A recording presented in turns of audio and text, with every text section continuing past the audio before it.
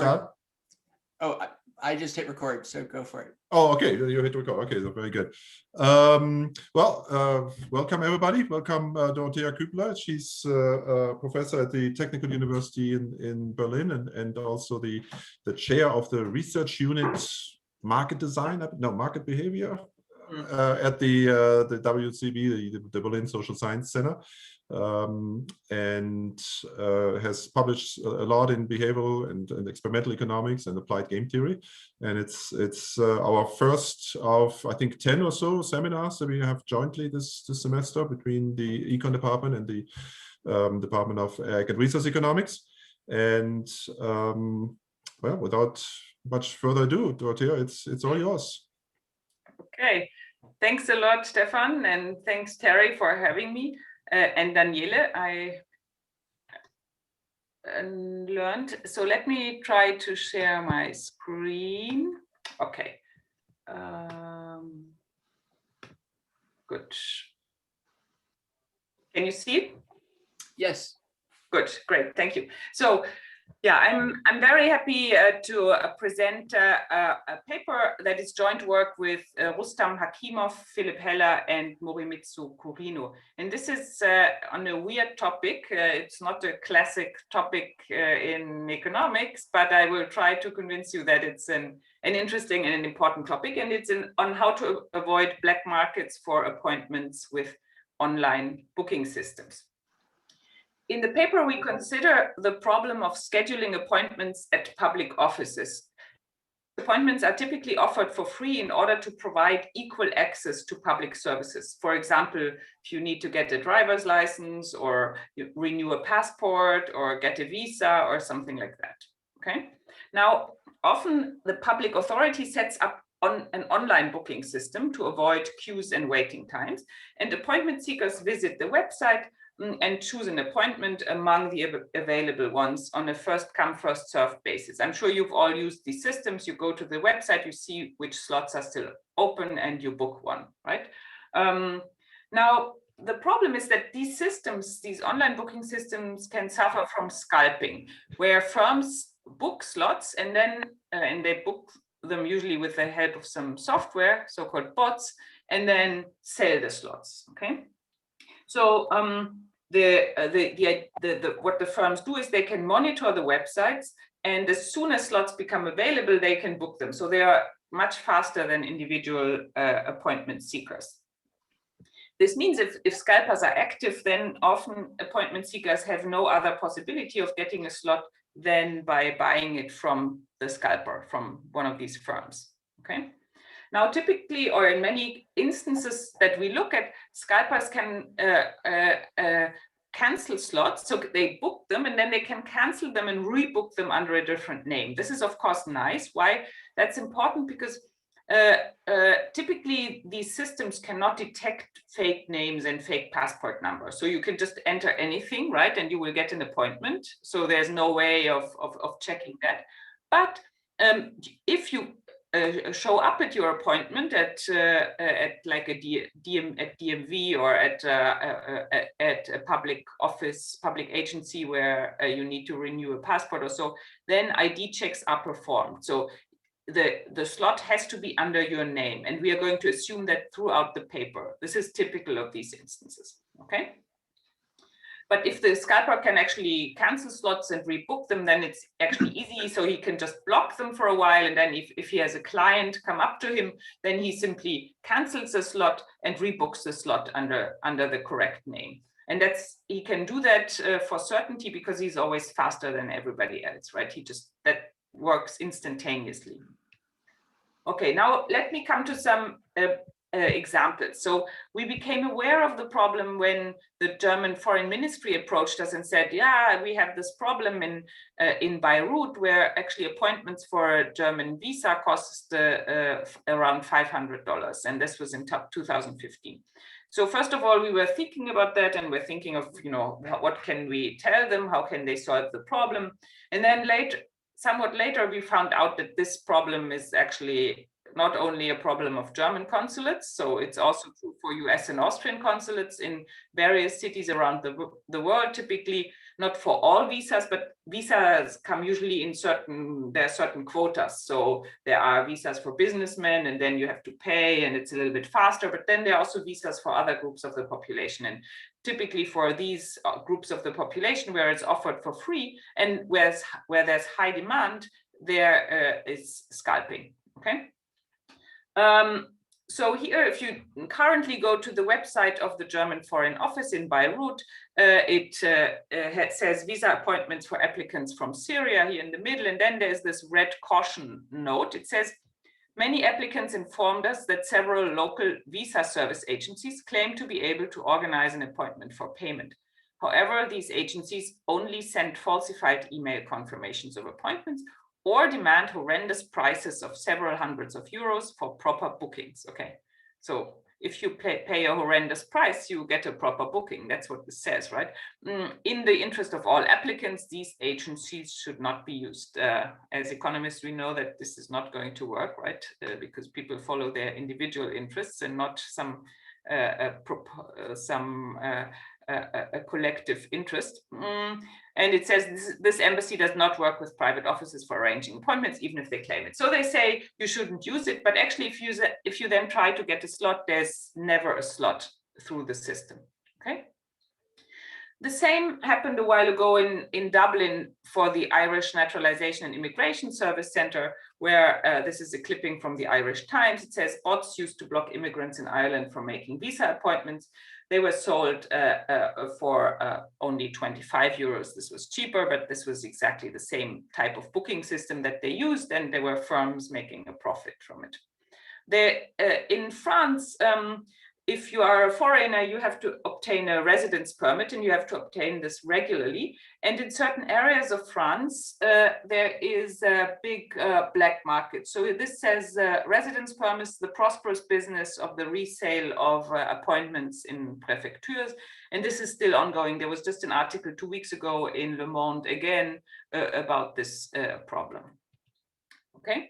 Another example that's probably closer to you, this is there is a company called YoGov. That's just one example. There are others, but one that sells quick express appointments at the DMV. And here is the website. It says, in a hurry for a DMV appointment here, our express service will find you an appointment in 3 to 4 weeks. So this is not really a black market. It's actually a gray market because this is not illegal. So some states have tried to take legal action against these firms, but this is very difficult. So they are very active, and they're doing very well actually. Many of you might know about them.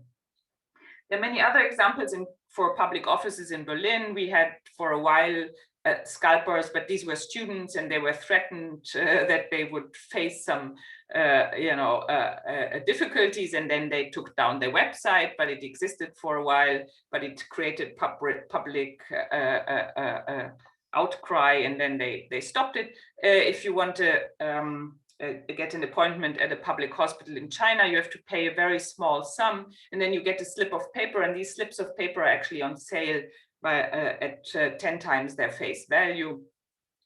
But there are also private firms that suffer from scalping. So if you own an Apple product, you have the right to a so-called Genius Bar appointment. This means that you get advice on your product, and you get it for free if you go to the store. And these appointments are offered for free. And in some places in China, there's a market for these appointments, and Apple has been trying to fight it, but it's not easy. So again, they want to offer something for free. It's a scarce resource, and then a black market develops. Okay. Now, is this a problem? Okay. Of course, as economists, we know that if you have a price, then this means that those appointment seekers with the highest valuations will get the slots, right? Because if the scalper sets the profit maximizing price, this means that only the appointment seekers that want to pay a lot or enough will actually obtain a slot. So why not have scalpers?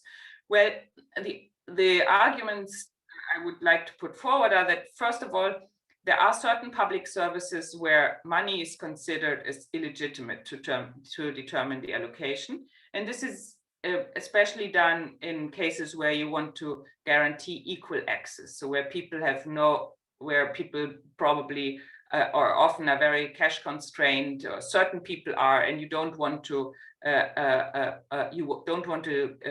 give the slots only to those who have enough money to pay for it. So you are not auction. You don't. The public office doesn't want to auction off the slots. Let's put it like that.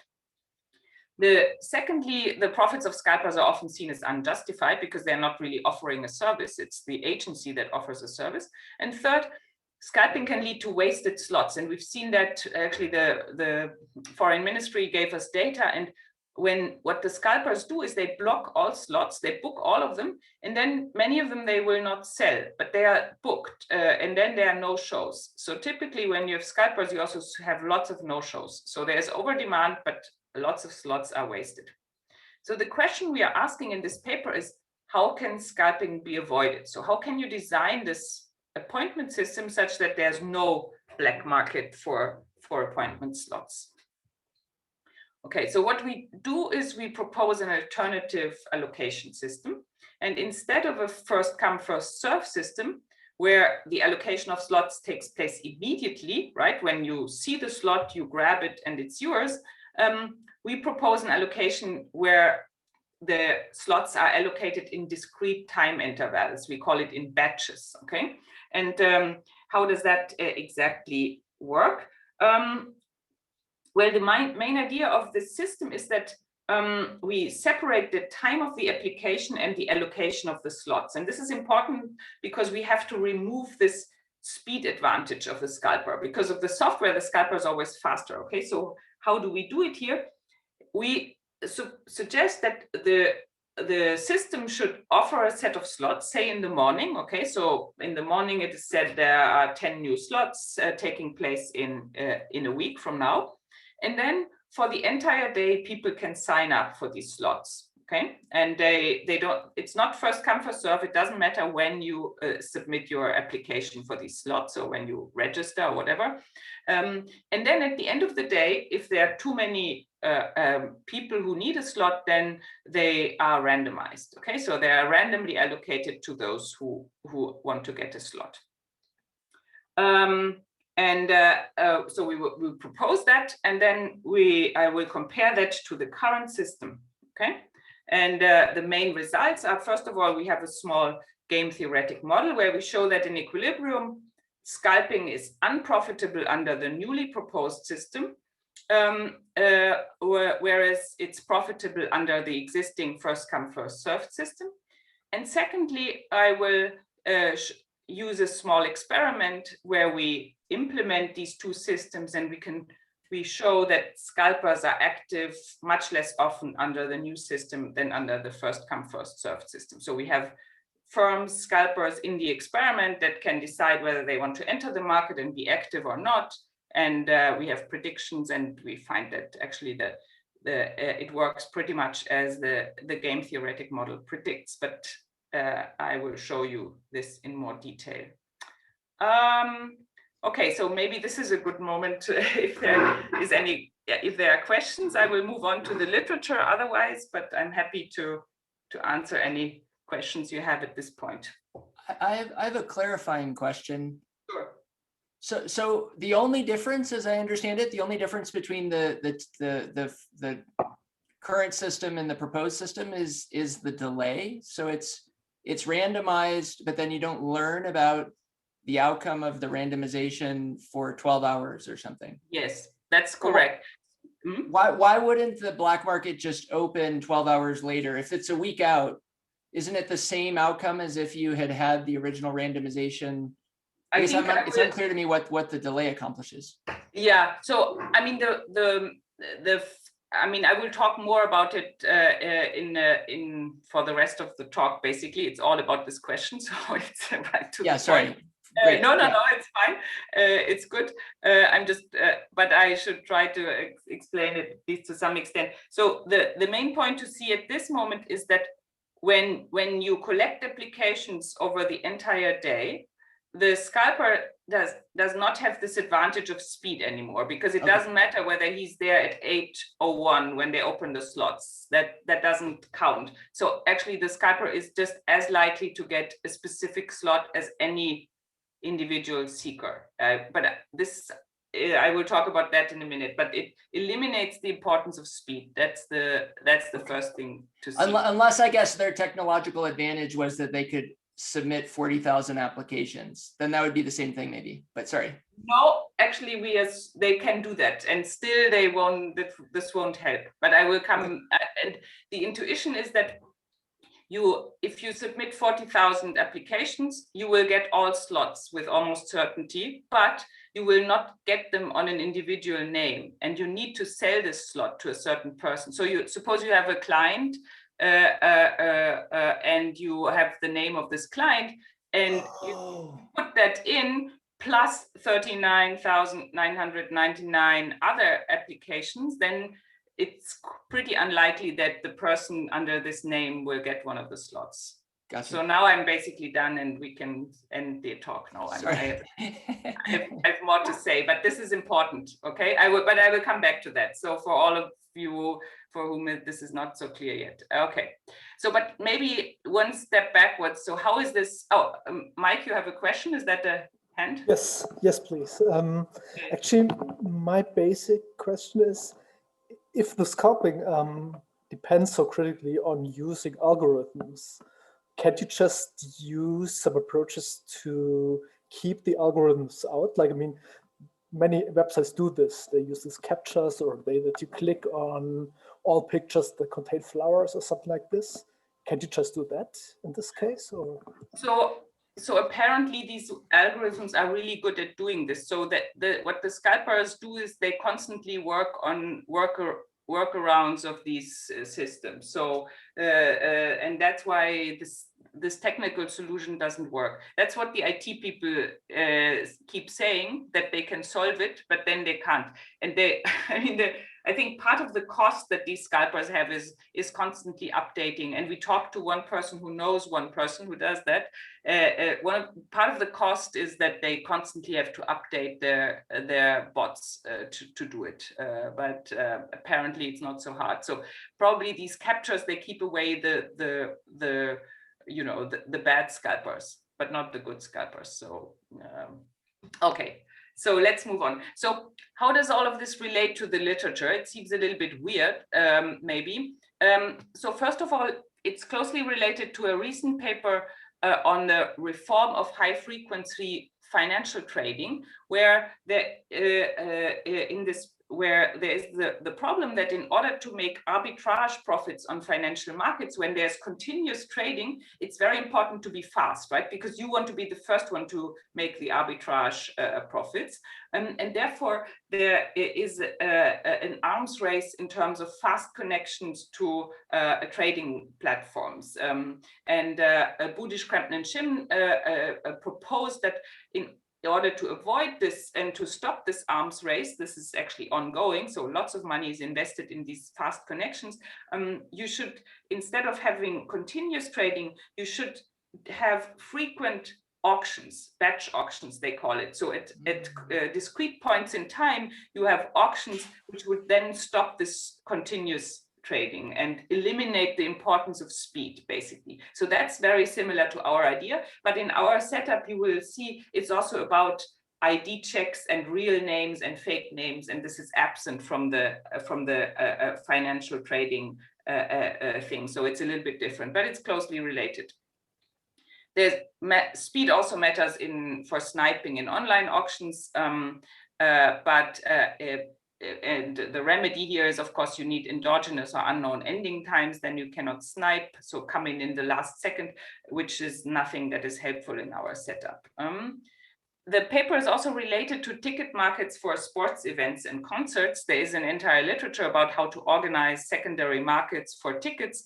And one of the big differences is that these are profit maximizing organizations, right? They often want to price discriminate. They have their fan base and they want to serve them at a lower price than other people. And these are the difficulties, but it's also different from our problem, where we say we want to make sure that people get it for free, but we want to make sure that scalpers have no room. And finally, there is a matching literature on house allocation, the so-called house allocation problem, and the serial dictatorship mechanism. And if you think about it, the mechanism that is currently used, the first come, first serve system, is a kind of a serial dictatorship in the sense that the speed determines who can choose first. So the fastest one has the choice among all the slots. He's the first dictator, so to say. Okay, and then the one who comes second to the website can choose among all the remaining slots. Okay, so it's actually such a mechanism that has been described a lot in the literature. But this literature does not deal with scalpers, for example. So we have to add something to this. And actually, the mechanism that we are proposing, where applications are collected and then randomly allocated, is a form of random serial dictatorship. So it's closely related. Okay, so let me come to the model, if that's fine. I mean, if there are questions now, I'm happy to take them. And yeah, I can't see you all, so please just raise your voice if you want to ask a question, or write in the chat, and then I think Terry will tell me. But and don't hesitate to interrupt. I'll be happy to answer any questions, and you can slow me down. That's sometimes good. Okay. So yeah, let's talk about the simple and small model for a moment. So there is a fixed number of appointment slots that the public office is offering, M, okay? And there are N appointment seekers who have a positive value of acquiring a slot, VI, and this is private information, okay? There's one scalper who can enter the market, and he has this entry cost of C, okay? And this is exactly, you know, updating the software, employing some people who sell the slots and so forth.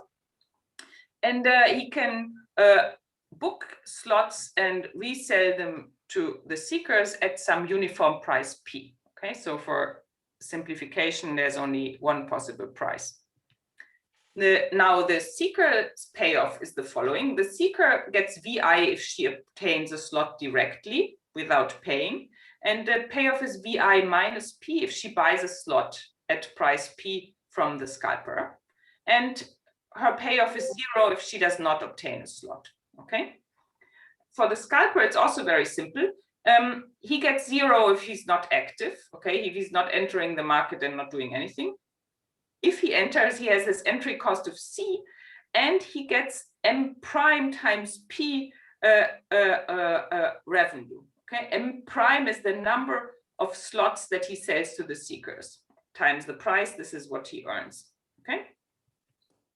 Then that's the end of the notation slide. The other two things that we need is NB is the number of seekers who decide to buy from the scalper. Okay, who say, okay, help me find a slot, and then this Q is not important, but there could be a maximum number of applications that the scalper can submit. And in the experiment, it will be, it can be any number. So we didn't put any bound on that. And in the model, it is Q, but Q can be very large. Okay, so basically we are assuming that the scalper can do exactly what Terry said. He can just, you know, put in lots of applications with fake names or with real names if he has some clients, whatever he thinks is optimal. Whereas each seeker can only submit one application under her own name. Okay. Now let's look at the two booking systems again. Okay. So how does the immediate system work in terms of the model? Okay, so this is very simple. In the immediate system, the scalper simply books appointments before the seekers. Okay, so he enters the market, he's faster, and he can just book slots using either names of clients that he has or potentially also fake names. Okay, and the seekers then simply can simply book the remaining slots. That's easy. Okay, this is first come, first serve, right? the scalper gets the big chunk of the pie. Okay, how does the batch system work? The one that we propose here, the scalper and the appointment seekers submit applications that are collected over a period of time. I said, let's say a day, okay? Then the scalper, it's assumed that the scalper can submit many applications, while the appointment seeker is only one, okay? And so this is as before. And then at the end, the lottery determines who gets the appointment slot. So let's look at this in this little picture, okay? So suppose this is a day, and in the morning, oh wow, now I have a pen. I didn't want this, but happened. I clicked on something, I think. Anyway, so this is the morning, okay? And some slots, let's say 2 slots are offered on the morning, okay? Now the scalper has some clients and he's fast, right? He comes in right in the morning, he enters the names of his clients, and then some other appointment seekers come during the day and put in their names. Then at the end of the day, a lottery is run, okay? And then there are actually, oh, now I can't move my slide anymore. So it's probably because I did something stupid.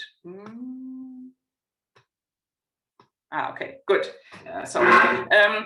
So now there are 2 lucky winners, right? Who get a slot. Now, what's important to see here is that it doesn't matter whether you are one of the clients of the scalper or whether you're one of these individual appointment seekers, the probability of being drawn in this lottery is exactly the same. Okay, so that's what the picture should convey to you. Now, okay, so let's look at the timeline of the game, okay? So first of all, the scalper has to decide whether he wants to enter the market at this entry cost C, and if yes, he has to choose a price, okay? Then the seekers decide whether to buy at this price or to apply directly. Then the scalper learns how many seekers bought his service and decides on the number of applications. And then the applications are submitted to the immediate or the batch system, the allocation is determined, and the payoffs are realized, okay? Now, let me come to this cancellation and rebookings issue. I already talked a lot about it a little bit. And in the end, it's actually not decisive. So it's not so important, but I'm just describing it because in practice, it plays a big role, but not in all contexts, okay? I will explain that in a minute. So in the immediate system, we often observe that the scalpers cancel slots and rebook them once they appear in the system. So it's very easy to exchange fake names with names of clients.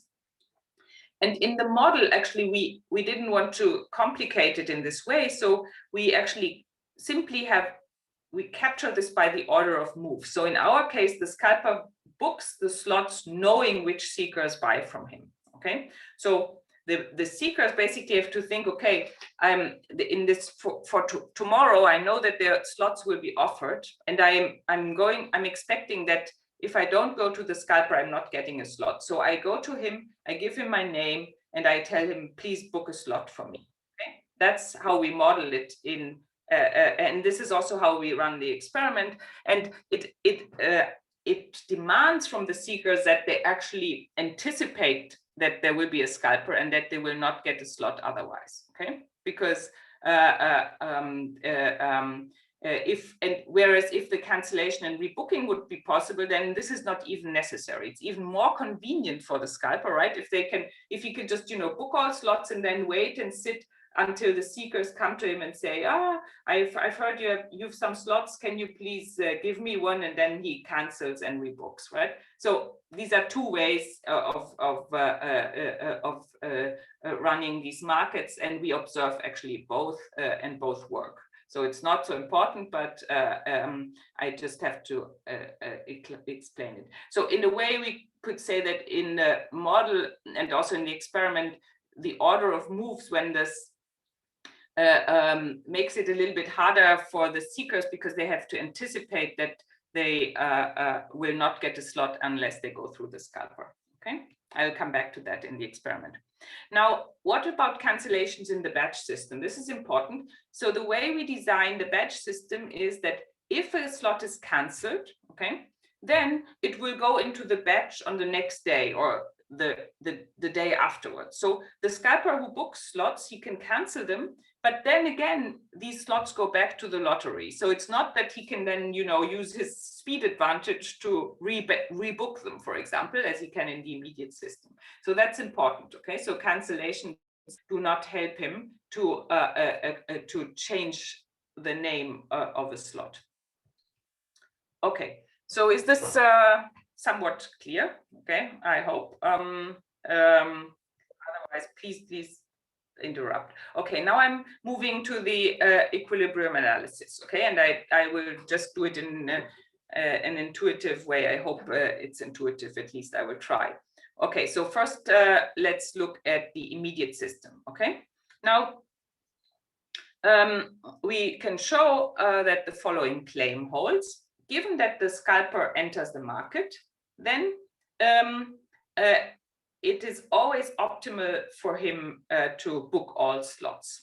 Okay, they are for free, and actually if he books all slots, then he forces the seekers to come to him. That's the main reason. Okay, so whenever the scalper enters the market in the immediate system, he will always book all slots. And the second claim is, given that this is what the scalper does, namely entering the market at some price P and booking all slots, then the symmetric strategy of the buyers, the optimal strategy is to buy if the valuation is higher than the price. So if your own valuation is above the price, you should buy from the scalper. If your valuation is below the price, you shouldn't buy. I mean, it's very straightforward, right? This is what the seekers should do. Okay. And then this leads to proposition 1. Under the immediate booking system, we have a Nash equilibrium where on the equilibrium path, where P star is the price that maximizes the profit of the scalper, the following happens. If the profit of the scalper at this P star is above 0, so if it's profitable to enter at this optimal price, then the scalper enters the market, sets this optimal price, and makes M applications, M bookings, right? All slots are booked, that's what we said. Whereas if profit at this optimal price is below 0, he doesn't enter the market. This means when, you know, the entry cost is very high, for example, and there are not enough seekers with sufficiently high valuations, then it doesn't work. And secondly, each seeker follows the symmetric strategy. I already described it, where a type VI above P star buys the service from the scalper, and all others apply directly, do not go through the scalper, and these actually never receive a slot, right? Because the scalper books all slots. That's the equilibrium under the current system, so to say. So with this, we can characterize how scalping works in these first come, first served booking systems. Okay, now let's move on to the batch system. Here, suppose that the scalper enters the market and sets some price P, and he has NB buyers. Okay, then he should always make the following number of applications. If he has no buyers, this is the first line, NB is equal to 0, okay, then it doesn't matter what he does. If he has no buyers, he can do either 0 or any number between 0 and the maximum number of applications. However, when he has NB buyers, this was my example that I gave to Terry, when he has, suppose he has one buyer, right? Then he should exactly submit one application. Why is that the case? Because he wants to maximize this person is getting a slot, right? If you submit more applications, then it's actually going to be less likely that your client, from whom you will get money if you can provide a slot, will actually go through you. Okay. And claim 4 says that given that the scalper enters the market at price P and makes exactly NB applications, a direct application is optimal for a seeker of any type. So the appointment seekers would always want to apply directly and not go through the scalper. Okay, and this leads to proposition 2, very simple. Under the batch booking system, we have a Bayesian-Nash equilibrium where the scalper does not enter the market and every seeker applies directly. Okay, because if every seeker applies directly, then the scalper cannot cover his entry cost and he's not going to be active in the market. Okay, I see, Zachary, I see a hand. Yeah. Sorry, I just had a question. You mentioned that if you try to book a bunch of appointments, this is bad because it lowers the probability that your client gets on. But can you just book a bunch of appointments with that person's name in all of the slots? I mean, does anything prevent you? Very good point. Yes, I should have said that, and I think I didn't say it. So the system can detect multiple bookings under the same name. So you can't do that, right? And you have to have, typically you need the name and the passport number, or so that's what they require, but even the name, they could detect that. So that's the assumption. I mean, maybe there would be smart ways around that to use, you know, different versions of a name, I don't know. But we are assuming that that's not possible. But otherwise, that would of course be that would be good, right, for the scalper, if that would be possible, and it has to be avoided. Yeah, very good point. Thank you. You're welcome. Okay, now the batch system has 2 important effects. So just to get to explain the intuition again, it eliminates the importance of speed, because it doesn't matter whether you are first in the morning or you apply later in the day.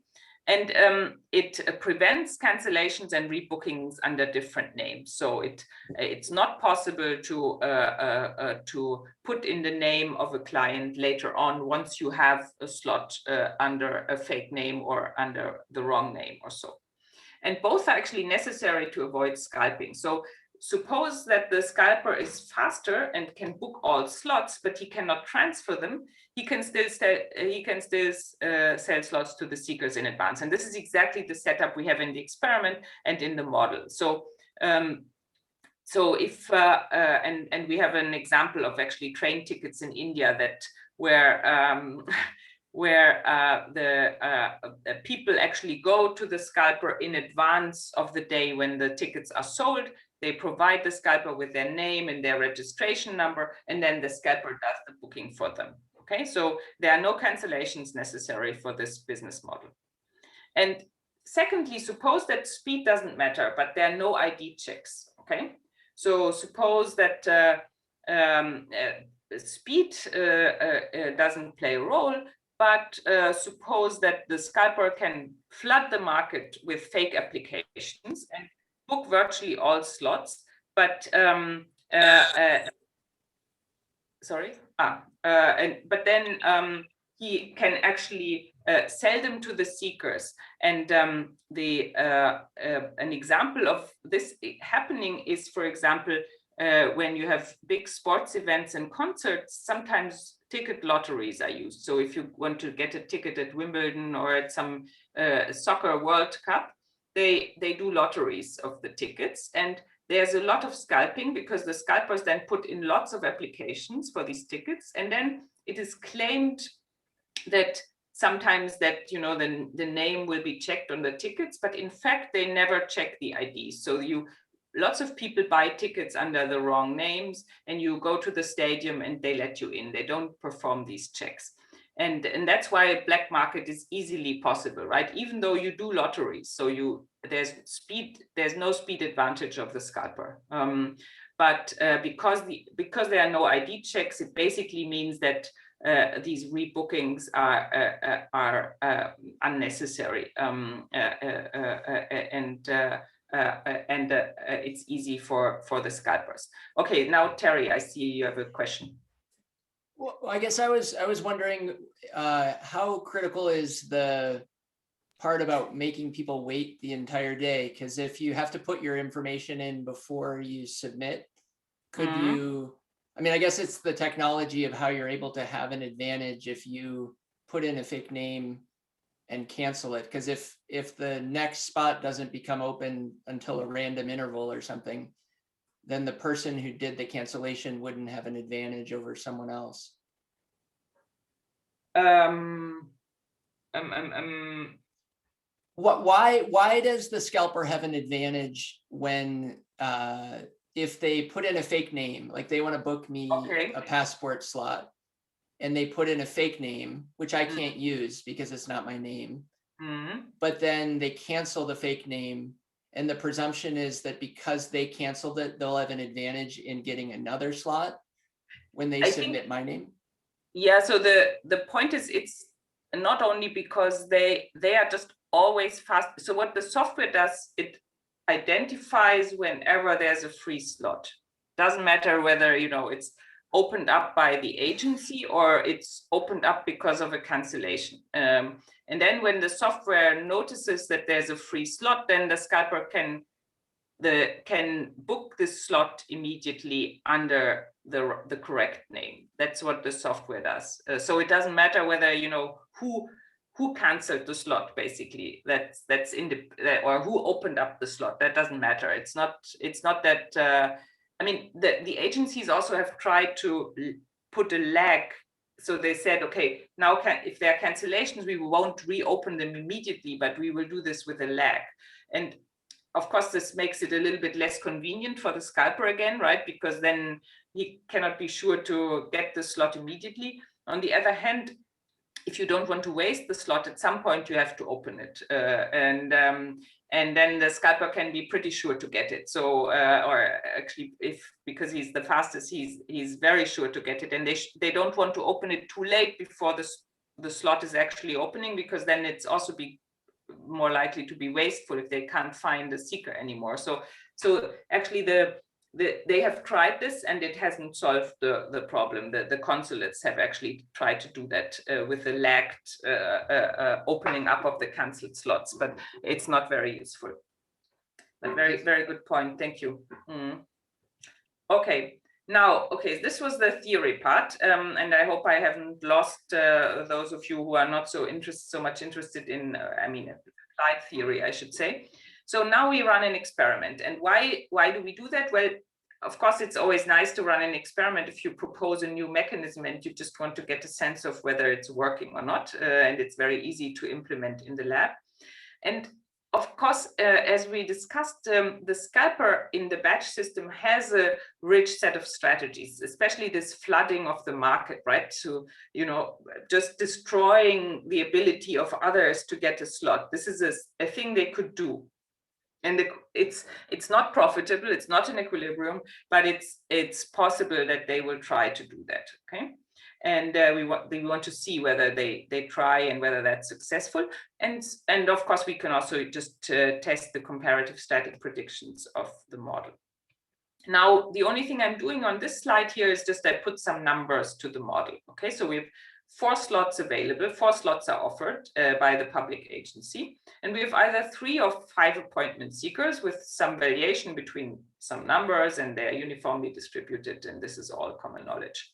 Okay, then the scalper can enter the market, and he has some entry cost, 150 points in the experiment, and he can choose a price between 15 and 95, not so important.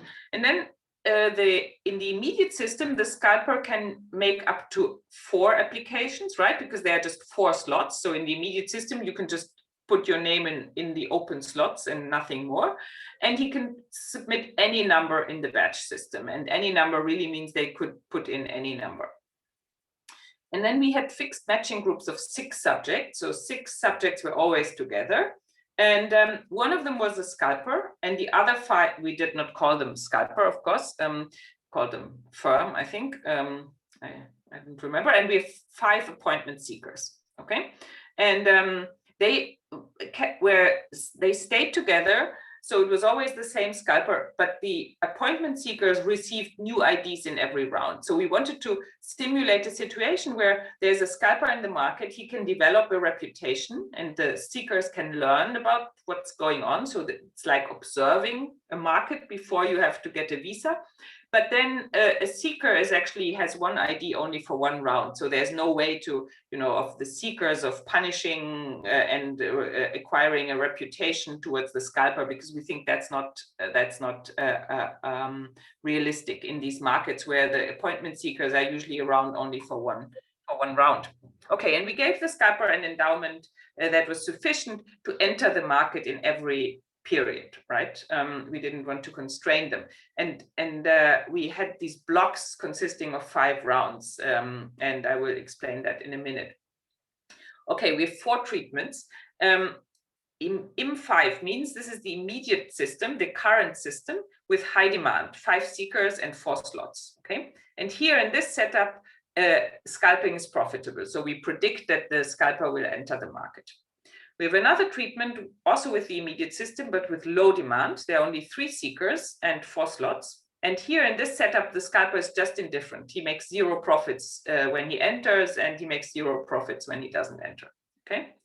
And then we have 2 treatments with the batch system, again, with the high demand and low demand. And it's independent of the demand. The scalper should never enter in the batch system. It's not profitable for him, okay? Now we ran a so-called within subject design, okay? So every participant actually experienced the same experiment. And the way it worked was that in the first 5 rounds of the experiment, we call this the first block.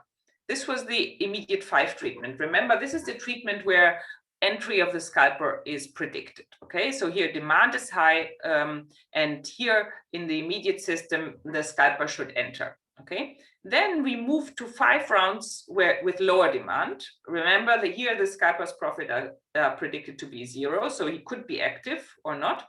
And then there are 5 rounds of the batch system with high demand and 5 rounds with the batch system with low demand, okay? And here we predict no entry.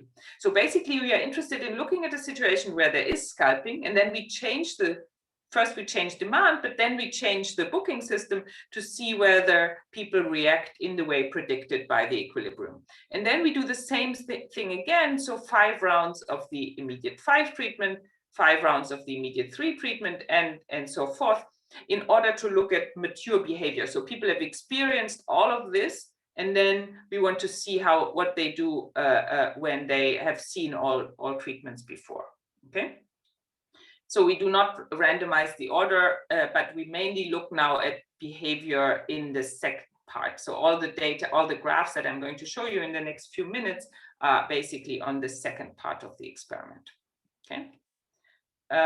So we have some equilibrium predictions. They are not so important. I already talked about the orange part. This is the predicted entry by the scalper, okay? And he should only enter in this treatment, and then we can have, there's an equilibrium price that he sets. He should always book all slots. I said this before, right? That's a property of the equilibrium. And then the expected number of slots sold is actually below 4. He books 4 slots, but he sells fewer. And why is that the case? Well, because he sets a price, the profit maximizing price, and sometimes the appointment seekers' valuations are just below it and they will not buy. Okay, and that's when you have these wastefulness, right? When not all slots are actually sold. This is happening. And the scalper only makes profit in this, positive profit in this treatment, okay?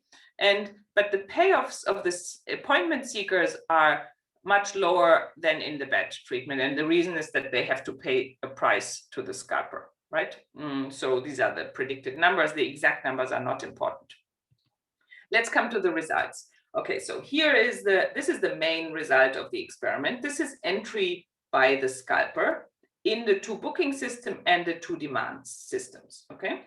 So here is the red bar here shows you the percentage of scalpers who enter the market in the high demand, the batch 5 treatment. So batch system with 5 seekers. And you see that 80% enter. The prediction is 100%, but we are not so far away from that, okay? In low demand, remember, the scalper is indifferent between entering and not, and we see that around 40% enter. A bit more than 40% enter.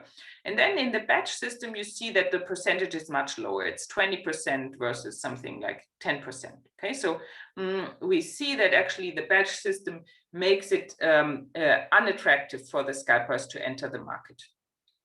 However, this is only the second block, and it took them quite a while to understand this. Okay, so here I'm showing you entry rates over time. Okay, and time meaning rounds. So these are the first 5 rounds of each treatment, the first block, and this is the second 5 rounds of each treatment. I put them together here, which is not perfect, but anyway. And first of all, up here you see the entry rate, the proportion of scalpers entering the market in the treatment, in the immediate system with high demand, and it hovers around the 80%, right? This was the average that I just showed you. You can also see that afterwards they played the immediate 3, and there you see the entry is much lower, and it hovers around these 50%, right? It's this brown line.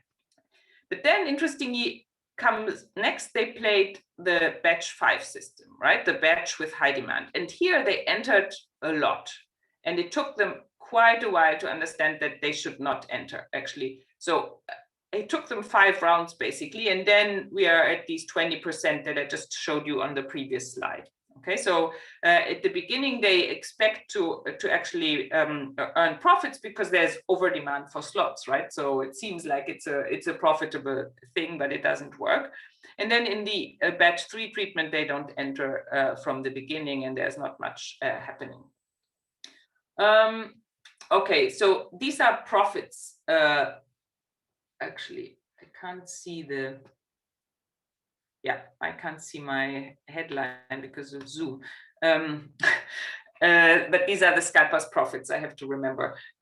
Okay, so what you see here, this is a 0 line for the profits, right? So this is pretty miserable. The only setup where the profits are positive for the scalpers on average is the immediate system with high demand. Okay, in all others they make losses, and the reason they make losses is we give them these points in the beginning, and that's always dangerous in experiments. If you give people, this is like, you give them money in the beginning and they think this is like play money and they can spend it, so it's a mistake and it's irrational. They should not enter the market, but they lose a lot of money by trying. Okay, and that's what's happening here.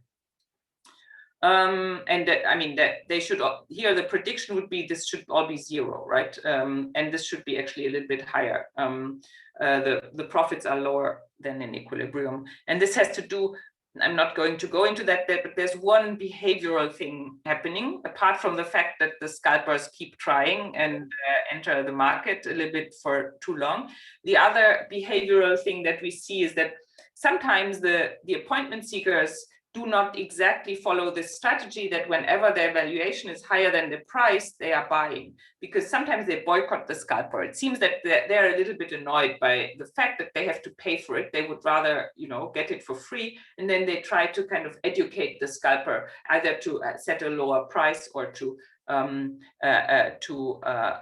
set a lower price or not enter the market. So sometimes they boycott and they don't buy, although their valuation is above the price, and this lowers the profits of the scalper. Okay.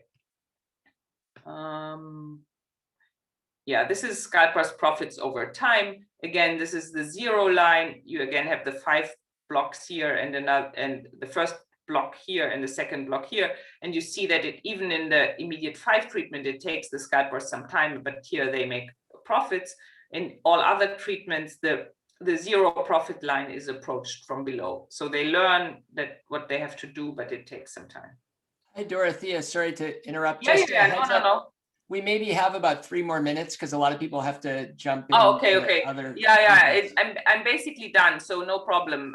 Sorry about that. I'm a bit slower than normally. So this is, so I will, this is simply showing you, and I'm not going into details, that in the immediate system, they all understand that they need to book 4 slots, the scalpers, and they do that. Okay. Let me see. So here are the seekers' payoffs, and you see that they are higher in the batch system under both demand conditions. So that's what we expected to see, and this is what the experiment also shows. Okay, now there are some, when you design a market, you have to think about small things, practicalities. So for example, how long should the application period per batch be or so? And I've talked about a day, but these are things you have to think about. And there are other things, but I'm not going to go into them. There are also some alternative solutions that we discuss in the paper. some of them might work, but we think that our proposed solution at least is very simple and it also seems to work. So maybe it's not the only solution, but it's at least one, right? I'm not claiming that it's the only one. And then it's very interesting to think about other markets with scalping. And whenever I presented this paper, people came up with new examples. And so one that some of the students might know about are these limited edition sneakers and so-called drops, where Nike and Adidas do that basically for marketing, but they produce these limited edition sneakers and then they use various systems, often first come, first served online systems where they actually sell them, and there is a lot of scalping. Here, of course, the firm's incentives are unclear. Maybe they don't mind that there are scalpers, right? So they are not really fighting them. They could use our system if they really wanted to. So they could use this batch system and have lotteries with ID checks, and they would be able to eliminate scalping, but maybe that's not what they want. That's a bit unclear. And then, yeah, I think I should not spend time. I should just summarize. There is train tickets in India. You find the black market for them, and here the batch system would resolve the problem. Yeah, and if you, of course, if you would do ID checks at sports events, you could also avoid the black markets. But again, it's not clear whether that's in the interest of the organizers, because they want to fill their stadium. They don't want to send people away who come to the stadium with the wrong name on the ticket. So this is a complicated, or that's maybe a little bit different from the application we are looking at. Okay, so let me conclude. We think we look at a novel matching problem where scalping is a concern. The model demonstrates that the entry of scalpers can be prevented by the proposed batch system. And we have experiments that show that scalpers and seekers react to changes in the demand of slots and changes to the booking system overall in line with the theory. Okay. And I think that taking into account how third parties such as scalpers interfere with matching mechanisms raises many new interesting questions. And I hope you found it interesting too. Yeah, we were surprised when we started working on it. We thought it's a small problem, and now these things pop up. So that's fun to think about these many different applications. And now vaccinations are a big issue, of course, and how to make appointments for vaccinations. And we haven't seen any evidence of black markets, but of course we are looking at it, and it could happen when the demand becomes very high. But it depends. I mean, it could easily be avoided, but if you have first come, first serve, then of course, and I mean, what happened in Germany, I don't know about the US, but what happened here was that, those people got slots of these very old people above 80 who had children or grandchildren who helped them to monitor the websites. So it's not exactly scalping, but it's also not particularly fair, I think. But that's what happened here. Up to now, I think there was no black market, but who knows what's going to happen in the next month when wider parts of the population become eligible for vaccinations. Thank you so much for your attention. I'm done. Thank you so much. Are any questions?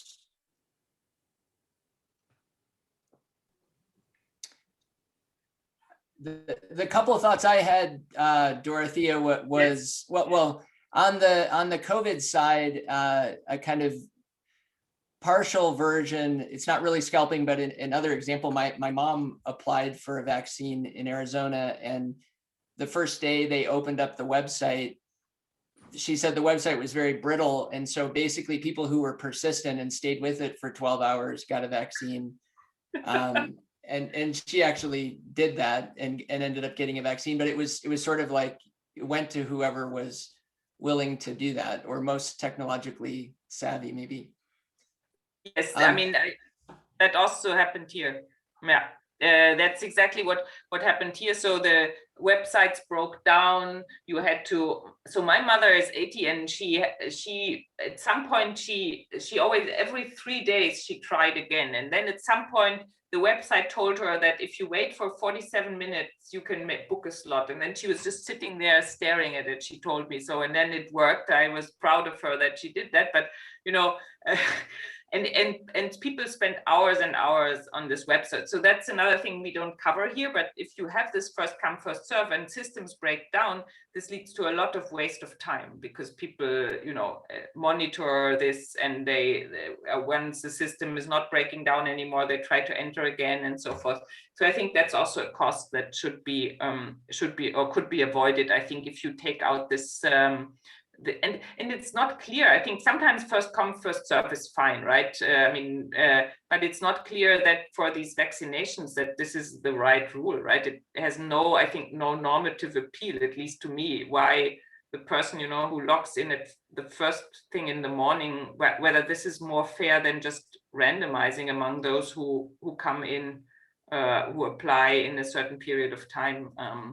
So I think that would be a possibility. But of course it has this, and I should admit that it has this inconvenience that you don't find out immediately which slot you got, right? Or whether you got a slot. You have to wait until, let's say, the end of the day or so, until the allocation is done. So it's not as nice. So you would have to get an email which tells you, okay, you receive a slot and it is on Friday at this time of the day or so.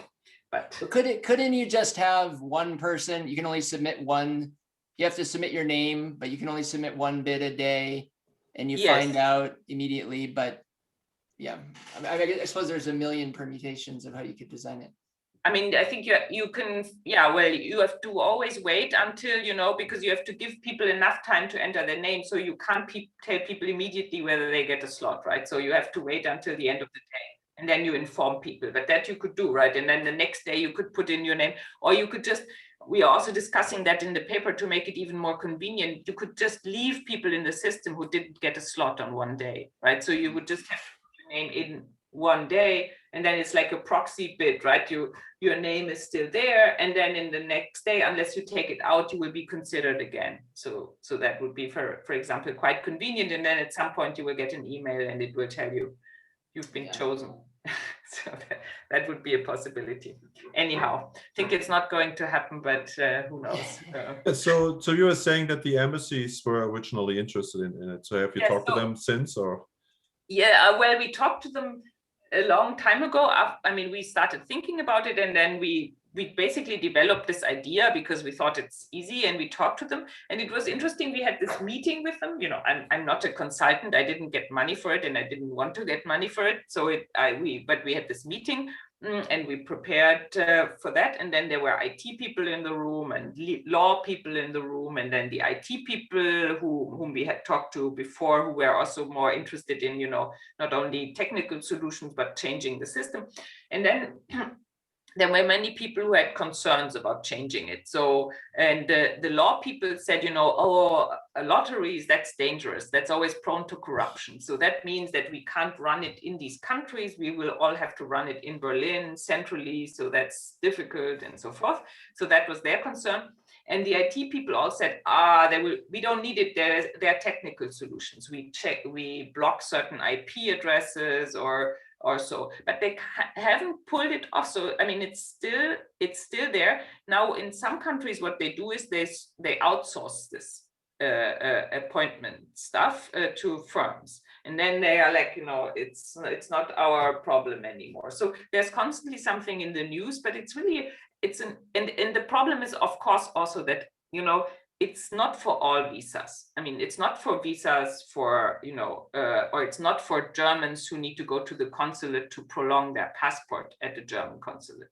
Not there, right? It's for these contingents of visas for certain groups of people. The same in France for these residence permits for foreigners. It's very typical that this is happening for stuff where, you know, the political will and the pressure to change something is pretty low, because of course it's a matter of, you have a shortage of slots and you have a bad booking system. And if you have, you can, of course, if there's a lot of pressure, you will increase the number of slots and you will threaten the people who do the scalping and so forth. But so in France, it's only for foreigners. Everybody has to go to these prefectures for certain things, but only the slots for foreigners are in high demand and available on the black market. So I think there is also a political story behind it.